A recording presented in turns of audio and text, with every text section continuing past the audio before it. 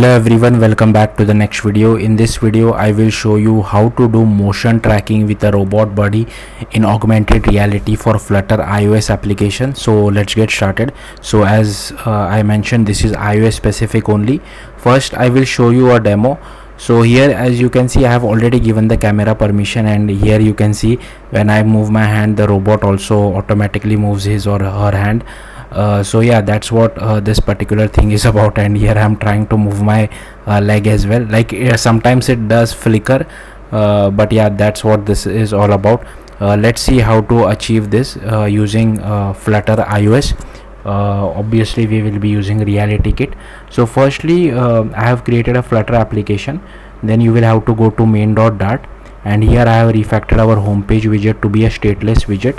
Then we are taking the width and height with the help of media query. I have created a safe area, a size box which takes width and height, and here I have created our custom widget called my AR view.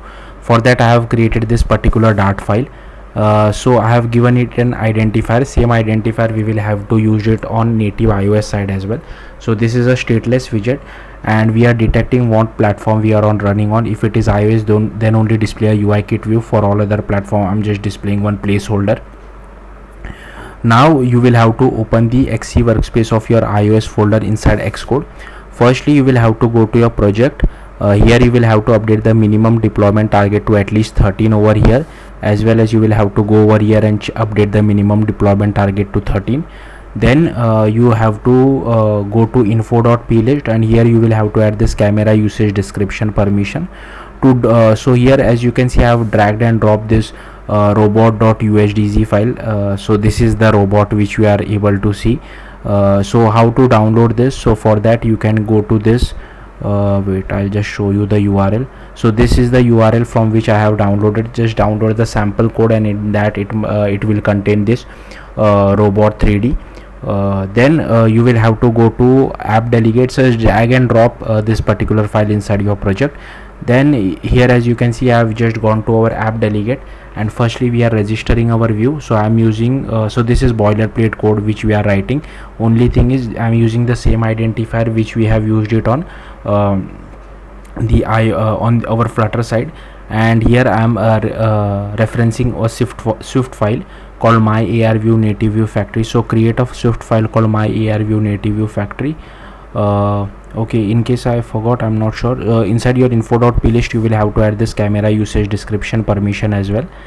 And just go to your Swift file. Again, this is boilerplate code which you have to write every time you have to embed a native iOS view inside your Flutter project. So just copy paste it. The only thing important is we are referencing our Swift file called my AR view native view.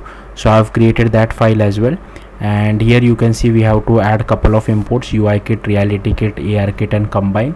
Then we are extending AR session delegate. We are creating our parent view as well as AR view, and here I have creating a body tracked entity. This is the character offset, and this is the anchor entity. Then here we are initializing our view.